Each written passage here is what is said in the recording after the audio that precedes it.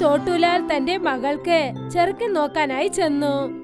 ചെറുക്കന്റെ അച്ഛനും അമ്മയും പിന്നെ ചോട്ടൂലാലും പിന്നെ അദ്ദേഹത്തിന്റെ ഭാര്യ മമതയും എല്ലാരും ചേർന്ന് സംസാരിക്കായിരുന്നു. വരൂ ചന്ദൻ, നിങ്ങൾ കണ്ടതിൽ എനിക്ക് വളരെ സന്തോഷമുണ്ട്. ഞങ്ങൾക്ക് ഈ സംബന്ധത്തിൽ സന്തോഷമുണ്ടെന്ന് നിങ്ങൾ വിചാരിച്ചോളൂ. ശരി ചേട്ടാ, പിന്നെ പെണ്ണിനും ഈ കാര്യത്തിൽ സമ്മതമാണ്. അപ്പോഴാണ് ചോട്ടൂലാലിന്റെ വയറ്റിൽ നിന്നും ശബ്ദം വന്നത്. എടീ, നിനക്ക് കേൾക്കുന്നുണ്ടോ? ഇവർക്ക് വിശപ്പിന് വേണ്ടി നീ ചായ കാപ്പി നിങ്ങൾ കൊണ്ടുവരുമോ, ഇല്ല വിശപ്പില്ലാതെ ഇവരെ അയച്ചുവിടാണോ? ശരി ചേട്ടാ, ഇപ്പൊ കൊണ്ടുവരാം. ചായ ഇട്ട് കഴിഞ്ഞു, കൊണ്ടുവരാം. നിങ്ങൾ സംസാരിച്ചോണ്ടിരിക്കൂ, ഞാൻ ഇപ്പോൾ വരാം. കുറച്ചു സമയത്തിനകം ഷാമിനി കഴിക്കാനായി സൊജ്ജി ബജ്ജി പിന്നെ മിച്ചർ കാജു ബദാം എല്ലാം തന്നെ കൊണ്ടുവന്നു. ഇതാ പിടിക്കൂ, നാണിക്കല്ലേ, നല്ല ധാരാളമായി കഴിക്കൂ. പിന്നെ എന്തെങ്കിലും ആവശ്യമുണ്ടെങ്കിൽ എന്നോട് ചോദിക്കൂ. ശരി ശരി, ഞങ്ങൾ നാണൊന്നും കണ്ടില്ല, ഞങ്ങൾ നന്നായിട്ട് തന്നെ കഴിച്ചേക്കും. ഭക്ഷണം കൊണ്ടുവരാൻ നിങ്ങൾ കുറച്ച് വൈകിപ്പോയി, അതുകൊണ്ടാണ് എനിക്കും വിശപ്പ് കൂടിപ്പോയത്. ചേട്ടാ, നിങ്ങൾ എന്താ ഈ പറയുന്നത്? ക്ഷമിച്ചേക്കൂ, ഇദ്ദേഹം എപ്പോഴും ഇങ്ങനെയാ, കോമഡി പറഞ്ഞുകൊണ്ടിരിക്കും. ഞാൻ ചുമ്മാ തമാശക്ക് പറഞ്ഞതാ. യഥാർത്ഥത്തിൽ ചോട്ടൂലാൽ കോമഡി ഒന്നും ചെയ്തതല്ല. അദ്ദേഹത്തിന്റെ വയറ് കുറെ സമയമായി ശബ്ദമുണ്ടാക്കിക്കൊണ്ടിരുന്നു. പിന്നെ ചോട്ടൂലാൽ ഇവിടെ കഴിക്കാൻ വേണ്ടിയാണ് ഒരുപാട് സമയമായി കാത്തുകൊണ്ടിരുന്നത്. ഏട്ടൻ ഒരുപാട് വിശന്നിരിക്കുന്നെന്ന് തോന്നുന്നു. ക്ഷമിച്ചോളൂ, അതെന്താണെന്ന് വെച്ചാൽ കുറെ ദൂരം യാത്ര ചെയ്യേണ്ടി വന്നല്ലോ. പിന്നെ ഇദ്ദേഹം ഇങ്ങനെയാണ്. അവര് ഇങ്ങനെ പറയുകയാണ്, അതിൽ ഞങ്ങൾക്ക് എന്താണ് വിഷമമുള്ളത്? കണ്ടില്ലേ, പുള്ളിക്ക് എന്നെ പറ്റി നന്നായിട്ട് മനസ്സിലായിട്ടുണ്ട്. ആരും തന്നെ അവിടെ ഉണ്ടായിരുന്ന ആഹാരത്തിൽ കൈവച്ചതേ ഇല്ല. പിന്നെ ചോട്ടൂലാൽ കുറച്ചു സമയത്തിനകം എല്ലാം കഴിച്ചു കഴിഞ്ഞു. എന്നാലും അദ്ദേഹത്തിന്റെ വിശപ്പ് തീർന്നതേ ഇല്ല. പിന്നെ വീണ്ടും അദ്ദേഹത്തിന്റെ വയറ്റിൽ നിന്നും ശബ്ദം വരാൻ തുടങ്ങി. എടീ കാമിനി, അദ്ദേഹത്തിന് കുറെ ഇന്നും ബാദാം കജ്ജൊക്കെ ഒന്ന് എടുത്തിട്ട് വന്നേക്ക്. വളരെ നന്ദിയുണ്ട്. ചേട്ടാ മതി, ഒന്ന് നിർത്തുന്നുണ്ടോ? ഇതുപോലുള്ള ഒരു നല്ല ആളെയാണ് ഞങ്ങൾ നോക്കിക്കൊണ്ടിരുന്നത്. നിങ്ങൾ നാണിക്കൊന്നും വേണ്ട, നന്നായിട്ട് കഴിച്ചോളൂ. ശരി, ഞാനിപ്പോൾ കൊണ്ടുവരാം. ഷാമിനി തന്റെ ഭർത്താവിനെ ദേഷ്യത്തോടെ നോക്കിക്കൊണ്ട് അടുക്കളയിലേക്ക് ചെന്നു. മനോജിന് അത് മനസ്സിലായില്ല. പക്ഷെ ഒരു സ്ത്രീ ആയതുകൊണ്ട് മമതയ്ക്ക് മനസ്സിലായി. പിന്നെ ഇക്കാര്യം തുടർന്നുകൊണ്ടേ ഇരുന്നാൽ പിന്നെ കാര്യം നമ്മൾ വിചാരിച്ചതുപോലെ ആയിരിക്കില്ലെന്ന് മനസ്സിലാക്കി. പക്ഷെ മമത അത് തടുക്കുന്നതിന് മുമ്പ് ചോട്ടൂലാൽ എല്ലാ ആഹാരങ്ങളും കഴിച്ചു തീർത്തു. അദ്ദേഹത്തിന്റെ വയറ് 2 മടങ്ങ് വലുതായി. ഓ എന്റെ ചേട്ടാ, ഇതുപോലുള്ള വയർ ഞാൻ കണ്ടിട്ടേ ഇല്ലല്ലോ. ഇപ്പോഴെന്റെ വയർ ശബ്ദമിട്ടുകൊണ്ടിരിക്കുകയാണ്. പിന്നെ ചേട്ടാ, ദാമിനി വല്ലാതെ ക്ഷീണം തന്നെ ആയിപ്പോയി. പെട്ടെന്ന് ചോട്ടൂലാൽ അവിടെ ഉണ്ടായിരുന്ന പ്ലേറ്റ് എല്ലാം ഒന്നൊന്നായി കഴിക്കാൻ തുടങ്ങി. അയ്യോ, നിങ്ങൾ എന്താ ഈ കാണിക്കുന്നത്? നിങ്ങൾ ഇങ്ങനെ കഴിച്ചോണ്ടിരുന്നാൽ പിന്നെ വൈദ്യനെ കൊണ്ടുപോലും നിങ്ങളെ രക്ഷിക്കാനാവില്ല. ഇപ്പൊ കുറച്ച് എനിക്ക് വിശപ്പുണ്ടായിരുന്നോ, ഇപ്പൊ എല്ലാം ശരിയങ്ങ് ആയിക്കോളും. പിന്നെ ചേട്ടാ, അതിനുവേണ്ടി നിങ്ങൾ ഇത്രയും വലിയ മനസ്സൊന്നും ഉണ്ടാവാൻ പാടില്ലായിരുന്നു. ഇപ്പോൾ ദാമിനിയെ കൊണ്ട് ദേഷ്യം കൺട്രോൾ ചെയ്യാനായില്ല. അയ്യോ മതി, ഒന്ന് നിർത്തുന്നുണ്ടോ? ഇതുപോലെ ഒരാളുടെ മകളെ എന്റെ മകന് ഞാൻ തീർച്ചയായും കെട്ടിച്ചു കൊടുക്കില്ല. അല്ല, ഇദ്ദേഹം ഒരു മനുഷ്യനേ അല്ല. ആരെങ്കിലും ഇങ്ങനെ പ്ലേറ്റിനെ കഴിക്കുമോ?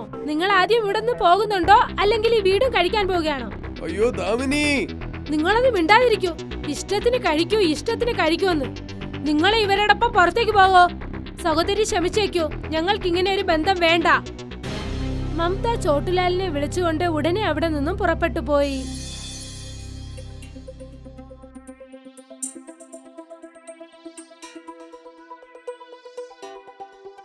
രണ്ടുപേരും വീട്ടിലേക്ക് വന്നു. പിന്നെ നുപ്പൂർ കാര്യം അറിഞ്ഞതും കരയാൻ തുടങ്ങി. കുറെ ദിവസങ്ങൾക്ക് ശേഷം ഇപ്പോഴാണ് എനിക്കൊരു ബന്ധം വന്നത്. പക്ഷെ നിങ്ങൾ അതും നശിപ്പിച്ചു. നിങ്ങൾക്ക് എന്താണ് പറ്റിയത്? പിന്നെ എനിക്കൊരു കാര്യം മനസ്സിലായില്ല, നിങ്ങൾ എങ്ങനെയാ പ്ലേറ്റ് കഴിച്ചത്?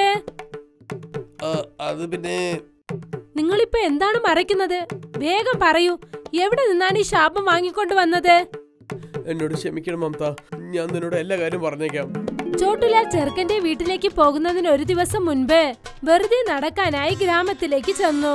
അവിടെ അടുത്തുണ്ടായിരുന്ന ഒരു മരത്തിനടുത്ത് ഒരു വഴിപോക്കൻ നിൽക്കുന്നുണ്ടായിരുന്നു. അദ്ദേഹത്തിന്റെ അവസ്ഥ വളരെ മോശമായിരുന്നു. ആ വഴിപോക്കന് ആരോ ഒരാൾ നല്ല രുചികരമായ ആഹാരം നൽകിയിരുന്നു. ചോട്ടുലാൽ അദ്ദേഹത്തിന്റെ അടുത്തേക്ക് ചെന്നു. എന്താ ചേട്ടാ രാഗി, കൊറേ സ്വീറ്റ്സ് നിങ്ങൾ വെച്ചിട്ടുണ്ടല്ലോ. കൊറേ സ്വീറ്റ് കിട്ടിയിട്ടുണ്ട്. ആ സർജനാണ് വളരെ നന്ദി പറയേണ്ടത്. ഞാനൊരു പയണത്തിന് വേണ്ടി പോയിക്കൊണ്ടിരിക്കുകയായിരുന്നു. പിന്നെ ഇവിടെ ഞാൻ കുടുങ്ങിപ്പോയി. കുറേ ദിവസം കഴിഞ്ഞിട്ട് അദ്ദേഹത്തിനാണ് എനിക്ക് തന്നത്. ദൈവത്തിനാണ് വളരെ നന്ദി പറയേണ്ടത്. ആഹാ, വളരെ നല്ല കാര്യം തന്നെയാണ്. ചേട്ടാ, നിങ്ങൾ പോയിട്ട് കൈ കഴുകിയിട്ട് വന്നേക്കേ. ഇല്ലെങ്കിൽ നിങ്ങൾക്ക് സൂക്കട് വലുത് വന്നാലോ. പിന്നെ നിങ്ങൾ ഒന്നും വിഷമിക്കണ്ട, നിങ്ങളുടെ ഭക്ഷണം ഞാൻ നോക്കിക്കോളാം. നിങ്ങൾക്ക് വളരെ നന്ദിയുണ്ട്. വഴിപോക്കൻ അവിടെ നിന്നും പോയി. എന്നിട്ട് കൈ കഴുകിക്കൊണ്ട് വന്നു. അവിടെ വന്ന് നോക്കിയതും ചോട്ടുലാൽ ആ ആഹാരം മൊത്തം കഴിച്ചു കഴിഞ്ഞു. നിങ്ങൾ എന്താ ചെയ്തത്? ഞാൻ 4 ദിവസമായിട്ട് ഒന്നും കഴിച്ചിട്ടേ ഇല്ല. എനിക്ക് കഴിക്കാൻ വേണ്ടി അയാൾ ഭക്ഷണം തന്നപ്പോൾ നിങ്ങൾ ആ ഭക്ഷണം എടുത്ത് നിങ്ങൾ കഴിച്ചോ? ഓ എന്റെ ചേട്ടാ, അങ്ങനൊന്നും അല്ല. നിങ്ങള് 4 ദിവസമായിട്ട് ഭക്ഷണം കഴിച്ചിട്ടില്ല. അതുകൊണ്ടാണ് ഞാൻ ഭക്ഷണം ചൂടായിട്ടുണ്ടോ ഇല്ല തണുപ്പായിട്ടുണ്ടോ എന്ന് ചെക്ക് ചെയ്യായിരുന്നു. പക്ഷേ അതിങ്ങനെ കഴിച്ചുകൊണ്ട് നോക്കിയപ്പോൾ തന്നെ എങ്ങനെയാ തീർന്നു പോയെന്ന് അറിയില്ല. ഇതെന്ത് തമാശയാണോ? ഇത്രയും വിശപ്പോടെ നിൽക്കുന്നതിനടുത്ത് നിങ്ങൾ എങ്ങനെ കളിക്കുകയാണോ? നിങ്ങൾക്ക് വിശപ്പുണ്ടെങ്കിൽ പറഞ്ഞിട്ടുണ്ടെങ്കിൽ ഞാൻ തന്നെ ഇതിൽ നിന്ന് പകുതി നിങ്ങൾക്ക് ഞാൻ തന്നിട്ടുണ്ടായിരുന്നു. പക്ഷെ നിങ്ങൾ ചെയ്തത് വളരെ തെറ്റ് തന്നെയാണ്. ഈ ഭക്ഷണമൊന്നും നീ കാശ് കൊടുത്തിട്ട് വാങ്ങിയതല്ലോ. പിന്നെ നീ എന്തിനാ ഇത്രയൊക്കെ സംസാരിക്കുന്നത്? നിനക്ക് കുറച്ചുപോലെ കഷ്ടം തന്നെ അറിയുന്നില്ലേ? ഞാൻ നിനക്ക് ശാപം തരികയാണ്. നീ എത്ര ഭക്ഷണം കഴിച്ചാലും നിനക്ക് ഇങ്ങനെ വിശന്നുകൊണ്ടേ ഇരിക്കും. പിന്നെ നിന്റെ കണ്ണു മുമ്പിൽ നിന്ന് എന്ത് സാധനം വന്നാലും നീ അത് തന്നെ അങ്ങ് കഴിച്ചേക്കും. ഇതൊക്കെ ശാപമാണോ? എപ്പോൾ ഞാൻ കഴിക്കാൻ വേണ്ടി ഇനിയോ എത്ര ഉണ്ടായാലും എന്റെ വയറ് നിറച്ചു വെക്കാലോ. ചോട്ടുലാൽ സംഭവിച്ച കാര്യങ്ങളൊക്കെ തന്റെ ഭാര്യ മമതയോടും മകൾ നുപൂറിനോടും പറഞ്ഞു. മമത, അയാളുടെ ശാപം ഇത്ര ഭയങ്കരമായിട്ടുണ്ടാവുമെന്ന് ഞാൻ വിചാരിച്ചു പോലും ഇല്ല. നിങ്ങൾക്ക് ആഹാരം ഉണ്ടാക്കി തരുന്നതിൽ ഞാൻ നിങ്ങൾക്ക് എന്ത് കുറവ് വെച്ചെന്ന് എനിക്ക് മനസ്സിലാകുന്നില്ല. പാവം ആ വഴിപോക്കന്റെ കയ്യിൽ നിന്നും ആഹാരം വാങ്ങി കഴിച്ചു. പിന്നെ ശാപവും വാങ്ങിക്കൊണ്ട് വീട്ടിലേക്ക് വന്നിരിക്കുന്നു. നിങ്ങൾ കാരണം എന്റെ കല്യാണം നിന്നുപോയി. അപ്പോഴാണ് ചോട്ടുലാലിന്റെ വയറ്റിൽ നിന്നും വീണ്ടും ശബ്ദം വന്നത്. വീണ്ടും വിശക്കുന്നുണ്ട് മമത, എന്തെങ്കിലും ഒന്ന് കഴിക്കാൻ തരാൻ പറ്റുമോ? പ്ലേറ്റ് കഴിച്ചതിന് ശേഷം പോലും നിങ്ങളുടെ വയറ് നിറഞ്ഞില്ലേ? പോകൂ, ചെന്ന് പുറത്ത് എന്തെങ്കിലും കഴിക്കൂ. എന്റെ അച്ഛൻ ഇങ്ങനെ ഒരാളിനെ എന്റെ തലയിൽ കെട്ടിവെച്ചല്ലോ. ഇനി ഞാൻ എന്ത് ചെയ്യും? മനുഷ്യരൊക്കെ തന്റെ ബുദ്ധി കൊണ്ട് ചിന്തിക്കും, ഇദ്ദേഹം തന്റെ വയറ് കൊണ്ട് ചിന്തിക്കുന്നു. ചോട്ടുലാൽ വിശപ്പ് കാരണം കഴിക്കാനായി ചെന്നു.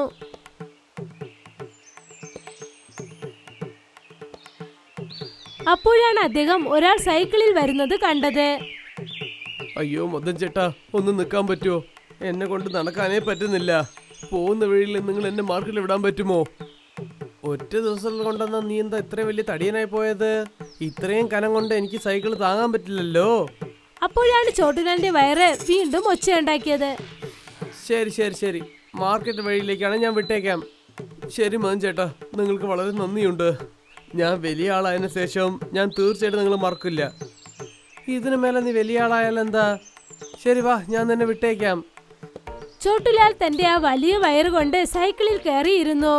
കുറച്ചു ദൂരം സൈക്കിൾ ഓട്ടിച്ചതിന് ശേഷം മദന് വിയർത്തൊലിക്കാൻ തുടങ്ങി.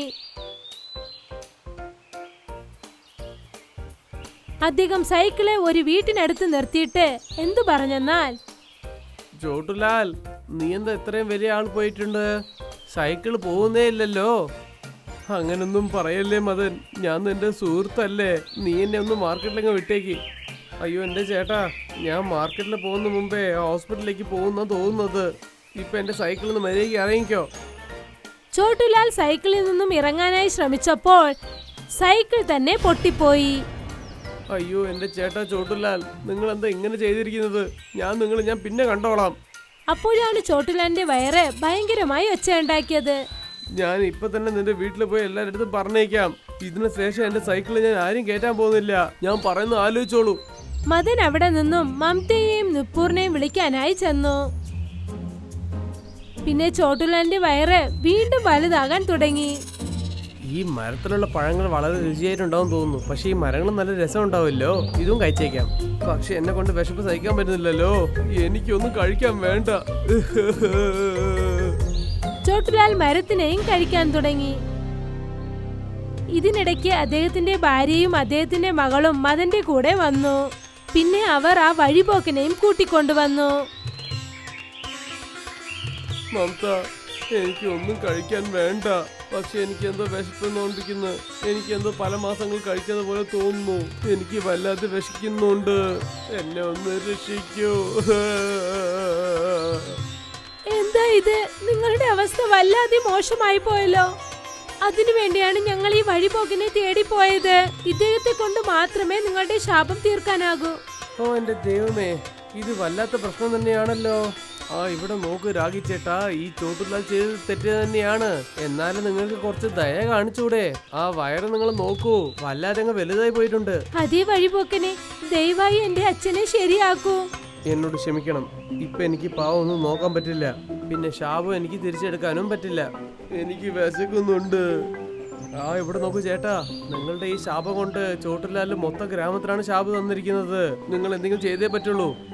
അത് പിന്നെ പക്ഷേ നേരെ നിങ്ങൾ ഞങ്ങളുടെ വീട്ടിലേക്ക് വന്നിരിക്കാം, ഇതിനെക്കുറിച്ച് പറഞ്ഞിരിക്കാം. ഞങ്ങൾ നിങ്ങളുടെ പ്രശ്നം തീർക്കുമായിരുന്നല്ലോ.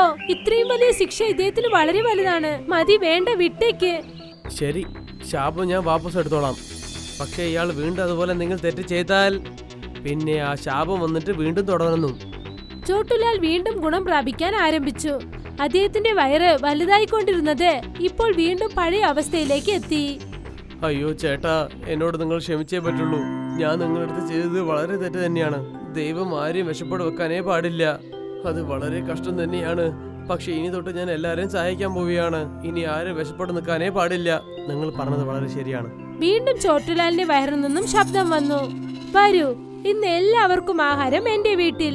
എല്ലാരും വന്ന് വയറു നിറയെ കഴിക്കൂ.